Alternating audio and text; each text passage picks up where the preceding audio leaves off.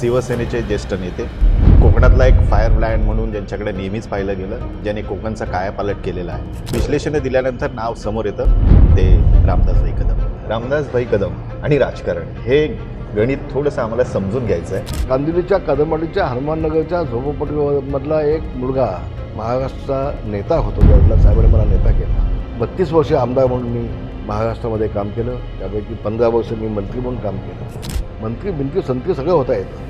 नेता म्हणून पक्षानं ज्यावेळेला जबाबदारी टाकायची, आपल्याला ज्यावेळेला बाळासाहेबांनी मला नेता म्हणून जाहीर केलं, तो दिवस माझ्यासाठी मी कधी विसरू शकणार नाही. अनेक साहेबांच्या गोपनीय मिटिंगमध्ये माझी उपस्थिती असायची. 80% समाजकारण, आणि समाजकारण करण्यासाठी ते राजकारण लागतं म्हणून 20% राहतं. 77 सालामध्ये पहिल्यांदा माझ्यावरती गुन्हा दाखल झाला.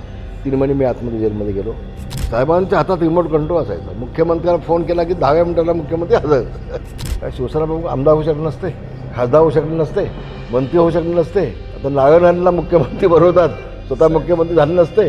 आज वाढदिवस आहे, आज चांगलं बोललं पाहिजे की मला आज तर वाईट बोलता कामा नये.